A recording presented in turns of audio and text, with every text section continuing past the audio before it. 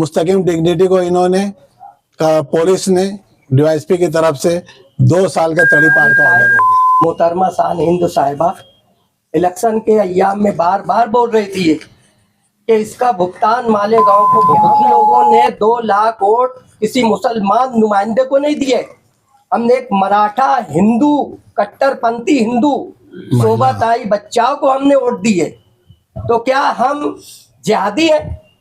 नहीं, ये खास तौर से समाजवादी के मकामी लीडरान बिलखुसूस मुस्तकिम डिग्निटी से दुश्मनी निकाली जा रही है। एक मुकम्मल बुराई को परखे अवाम किसको किसकी हमदर्दी है। शहर से पूरे शहर को बोला जा रहा है कि ये जिहादियों का गांव है।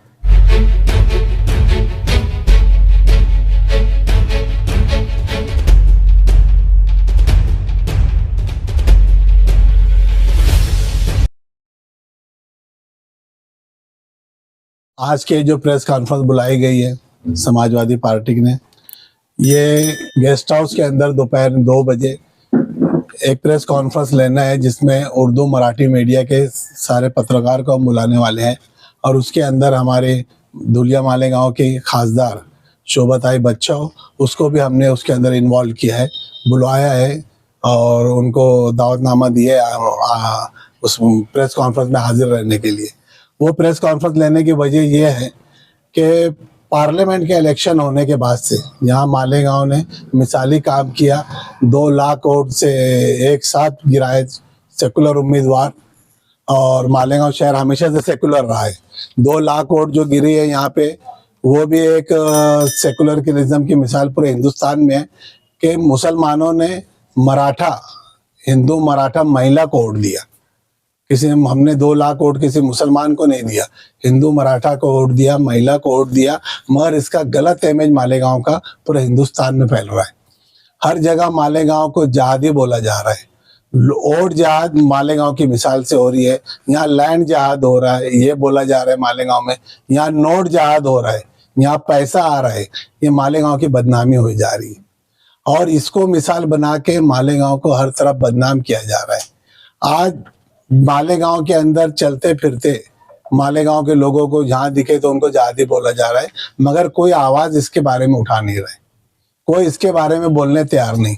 आज बीजेपी का बड़ा लीडर जिसको Z+ सिक्योरिटी है, किरीट सोमैया, वो आए दिन मालेगांव के अंदर आ रहा है। आज कभी जन्म दाखिले के ऊपर ऑब्जेक्शन ले रहा है कि यहाँ पे रोहिंग्या मुसलमान है, यहाँ बांग्लादेशी है। आज वो तहसील ऑफिस में बैठ के, कारपोरेशन में बैठ के जन्म दाखिले की जांच किया, उसके अंदर उसको क्या मिला क्या नहीं मिला वो बात 2 नंबर की। मगर आज जन्म दाखिला मिलना बंद हो गया। आज जन्म दाखिला मिलना बंद हो गया। लैंड जहाज के नाम पे मालेगांव को बदनाम कर रहे, खरीदी बंद हो गई छोटे प्लाटों की। तो ये आगे धीरे धीरे ये सब बढ़ने वाला है और ये जो बात है ये यहाँ तक नहीं रुकने वाली। जब तक इसके ऊपर कहीं रोक नहीं लगेंगी, ये बात का खुलासा नहीं होगा, ये बात आगे बढ़ने वाली है। ये आज जमीन तक आ रही है, जन्म दाखिले तक आ रही है, बैंक तक बात आ रही है, बैंक की इंक्वायरियाँ हो रही है। कल ये बात हमारी इबादत गांव तक भी आ सकती है कि मस्जिद कितनी बनी है और कौन सी लीगल है और कौन सी इलीगल है और मदरसा की फंडिंग कहाँ से आती है। तो ये हाथ पे हाथ रख के बैठने का काम नहीं है। आज जो भी हमारे यहाँ जिम्मेदारान है शहर के, जिनको शहरियान ने बड़ी तादाद में वोट दिया, किसी की तरफ से इसके बारे में कोई बोला नहीं जा रहा है। आज जो है हमारे बोलने वाले हमारी समाजवादी पार्टी के लोग ही हमेशा तरह, खास तौर से शान हिंद और मुस्तकिम डिग्निटी को इन्होंने पुलिस ने डीवाईएसपी की तरफ से 2 साल का तड़ीपार का ऑर्डर हो गया। क्या वजह क्या है? तड़ीपार का ऑर्डर उसका पिछले साल भी था और 8-10 महीना पहले वो तड़ीपार कैंसिल हुआ, जिसको यहाँ के प्रांत ने इंक्वायरी करने के डीवाईएसपी ने ऑर्डर दिया था। प्रांत में एप्लीकेशन किया, इंक्वायरी करने के बाद में वो पूरा तड़ीपार का ऑर्डर कैंसिल हुआ। उसके बाद में 8-10 महीने में मुस्तकिम डिग्निटी पे कोई केस नहीं हुआ। मुस्तकिम डिग्निटी पे कोई ऐसा क्रिमिनल केस नहीं हुआ। पिछले जो 16 केस थे, ये 8-10 महीने में वो 8 केस निर्दोष भी हो गया, नील भी हो गया केस उसके। उस पर जो केस जिसकी बिना पे उसको किए थे वो केस नील भी हो गए। कोर्ट ने उसको निर्दोष साबित भी कर दिया, ऑर्डर भी उसका हो गया। और बीच में कुछ नहीं होने के बाद में मुस्तकीम को अकेले को क्यों ऑर्डर दिया जा रहा है तड़ीपार का? मुस्तकीम डिग्निटी क्या अकेला मालेगांव में गुनहगार है? मालेगांव की पहचान तो क्रिमिनल से हो गई। दिन रात गोलियां चल रही है, दिन रात कटर मारा जा रहा है, वो ठीक है, कोई अलग बहस है। तो आज मुस्तकीम को जो करने की वजह यही है कि आवाज़ उठाने वाले जो लोग हैं, जो पुलिस से आंख में आंख मिला के बात करते, जो लीडरान से भी नहीं डरते, ऐसे लोगों को डरा के रखो। आज मुस्तकीम जो हाईएस्ट है बोलने में और कायदे में और लड़ने में, वो नाइंसाफ़ी के खिलाफ, गैर कानूनी हरकत के खिलाफ, उसको आज तड़ीपार का ऑर्डर इसलिए दिया जा रहा है कि ये खत्म हो जाए। मुस्तकीम खत्म तो शहर का कोई भी नुमाइंदा, कोई भी लीडर आवाज उठाने के लिए डरेगा। और 5 साल अगले पार्लियामेंट तक मालेगांव में ये जो बीजेपी है, आरएसएस है, बजरंग दल है, ये नंगा नाच करते जाएंगे।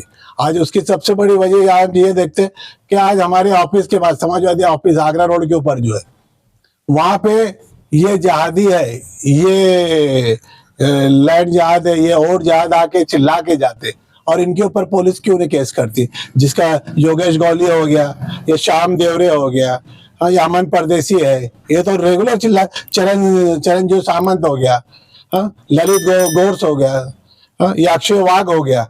ये 6 लोग जो है, जिनका वीडियो है, जिनकी आवाज है, जो कैमरे के सामने आके बोलते कि ये जहादी लोग की ऑफिस है, उनके ऊपर एक्शन क्यों नहीं होता?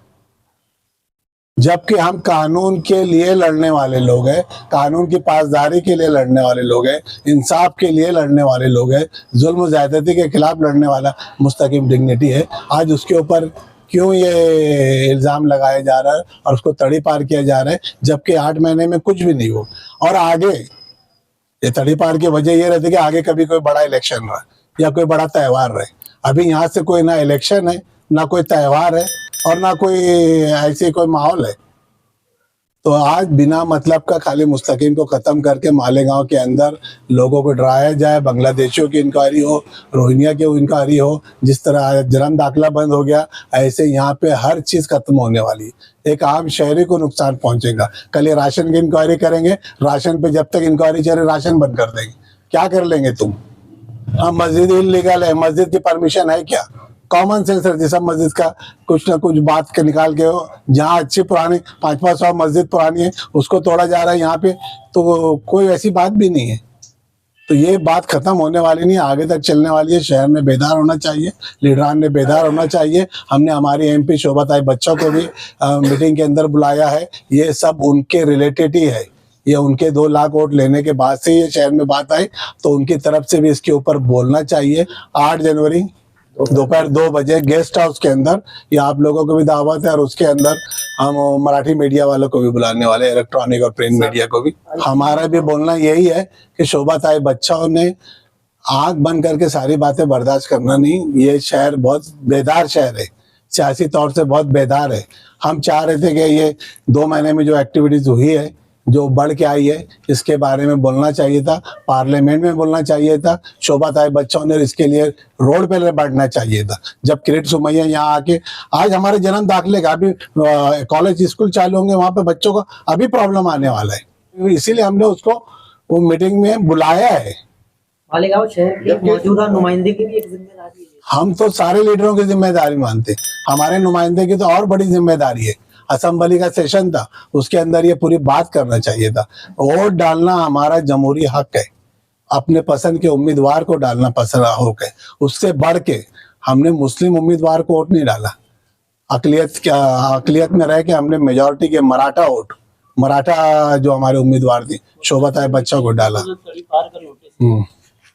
ऊपर आप लोग कुछ क्या करेंगे? इसके ऊपर कानूनी तौर से जो लड़ाई लड़ना है वो हम लड़ ही रहे। क्या लगता है इसके पीछे किसी का सियासी हाथ है? इसके पीछे के नेताओं का है या मालेगांव? इसके पीछे सबका हाथ है, मैं तो बोलूंगा। आज कभी किसके ऊपर कोई भी हो, मैं बताता हूँ, किसी के ऊपर ऐसे ज्यादती होती है, हमने कभी पार्टी नहीं देखा है। खास तौर से समाजवादी मुस्तकीम हो के शान हिंदू, 12 नवंबर के अंदर हमने किसी का पार्टी नहीं देखा। जो भी था हमने सबके लिए लड़ा। ये बात आज जब बात शुरू होंगी तो दूर तक जाएंगी।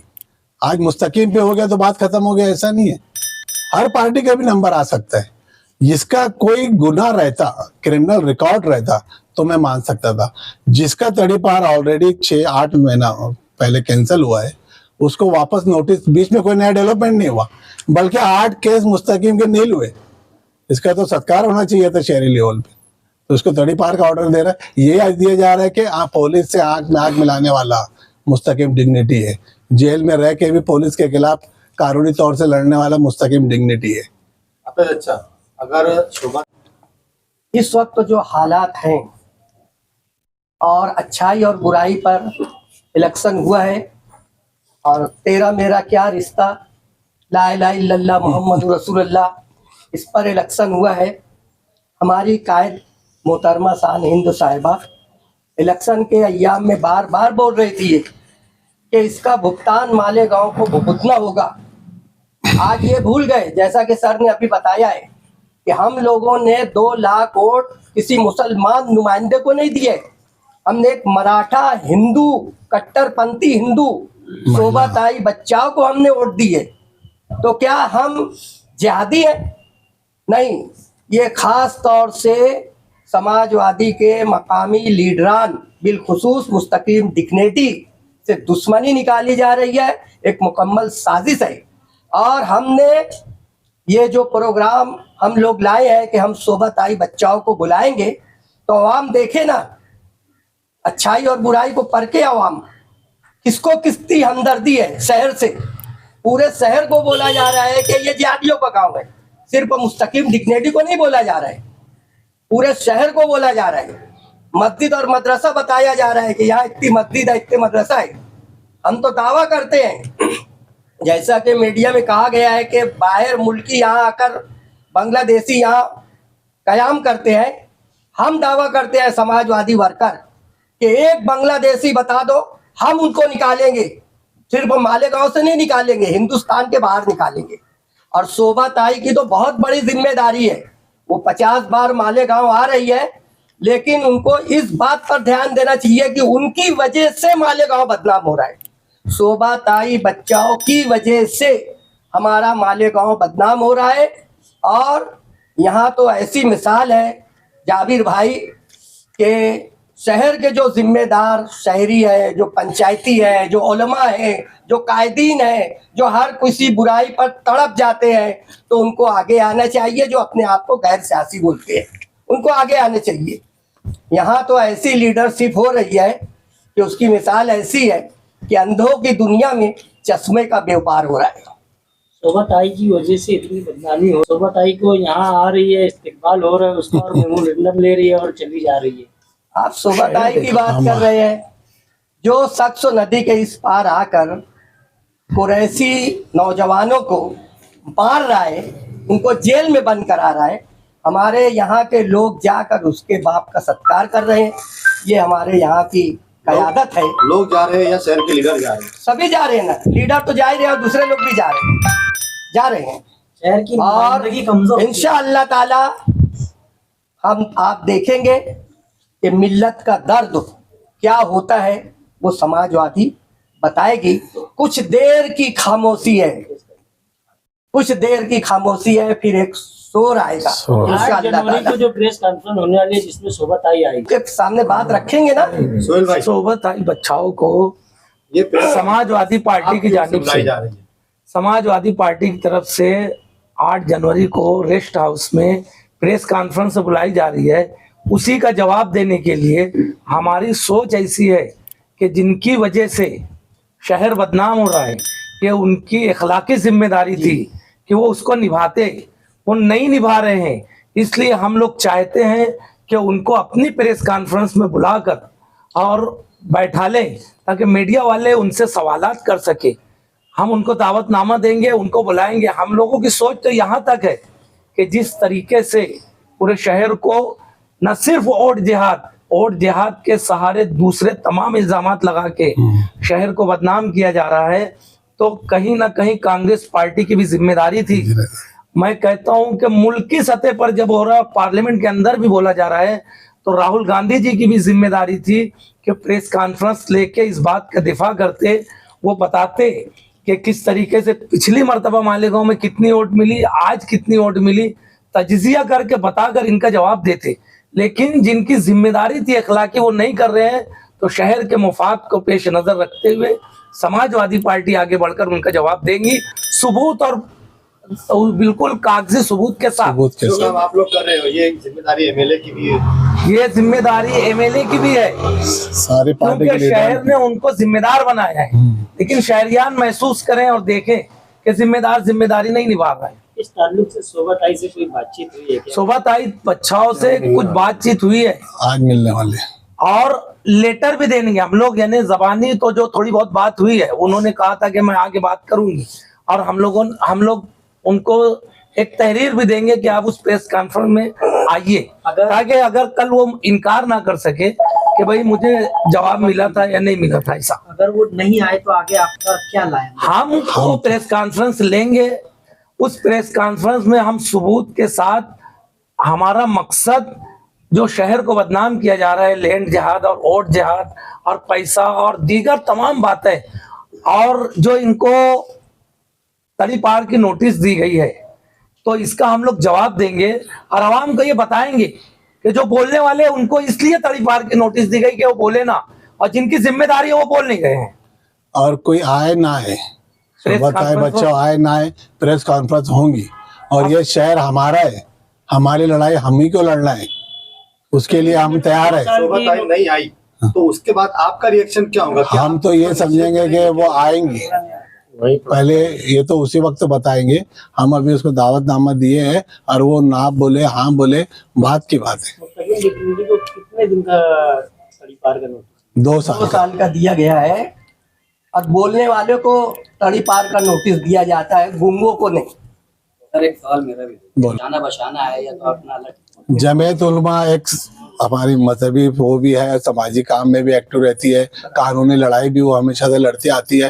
तो जमीयत उलमा ने ये तो कानूनी लड़ाई भी है, समाजी लड़ाई भी है, और उनका फर्ज भी है, उन्होंने हर तरीके की लड़ाई में हमारे साथ में आना चाहिए।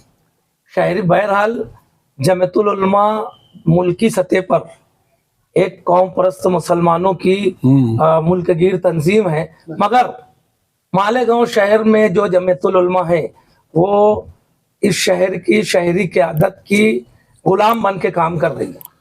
अब यहाँ की जमीयत उलमा तो असेंबली इलेक्शन के जलसे भी ले लेती। ऐसा एक आखिरी सवाल, जमीयतुल उलमा का एक अपना एक दस्तूर है, उनके दस्तूर के अंदर यह है कि वो किसी सियासी पार्टी की काम नहीं करेंगी और किसी सियासी पार्टी का अलग ऐलान सपोर्ट नहीं करेगी। लेकिन मालेगांव शहर की जमीयतुल उलमा ने स्टेज से सपोर्ट भी की है और अखबारात में उसकी हिमायत का ऐलान भी किया है। तो इससे क्या समझा जाए? सोहेल भाई, पार्लियामेंट इलेक्शन में शहर के सभी लीडर एक ही पार्टी का काम, ये तो तमाम लीडरान की जिम्मेदारी है, लेकिन शहर देख रहा है कि सिवाय समाजवादी के तमाम पार्टियां खामोश है। ये सवालात तो उनसे करना चाहिए कि भाई आप लोग इस बारे में क्या कर रहे हैं। आज किरेट सुमैया आके गया, 2 बार आके गया, 3 बार आके गया, नारायण राणे के लड़का क्या नीलेश राणे वो आके जाता है। खाली एक यूट्यूब पे आके बोलने से नुमाइंदगी नहीं होती, या एक कागज दे देने से किसी को ये नुमाइंदगी, इसको मैं मानता ही नहीं और मैं हमेशा से इसके खिलाफ हूँ। और हमारा कहीं ना कहीं मिजाज ऐसा बनते जा रहा है कि मैं वहां पे नुमाइंदगी कर लिया, मैं दिल्ली जाके टेक्सटाइल मिनिस्टर को लेटर दे दिया। मैं ये राजकारण में नहीं था, मैं जब से देखते आ रहा हूँ, जब लोग पहले थे वैसे ही रहे, जो हालात थे बदल। तुमको असेंबली में चुन के दिया, तुमको वहां पे कानून बनता, वहां पे एक्शन लिया जाता, वहां पे जो बोला गया वो रिकॉर्ड रहता, तुम वहां क्यों नहीं बोलते? यहाँ तो उसकी यहाँ बोलने के लिए कोई आमदार की भी जरूरत नहीं है, कोई कारपोरेटर की भी जरूरत नहीं है, कोई पार्टी लीडर की भी जरूरत नहीं, एक कॉमन आदमी भी बोल सकता है। या मेमोरेंडम देने के लिए तो कोई भी मेमोरेंडम देता। ये नुमाइंदगी मैं मानता ही नहीं है, ये शहर का मसला है और सारी पार्टी ने, सारे लीडरान ने इस पे आना चाहिए। जो हमारा एमएलए है उसकी सबसे बड़ी जिम्मेदारी है कि उसने मालेगांव के लिए लड़ना चाहिए।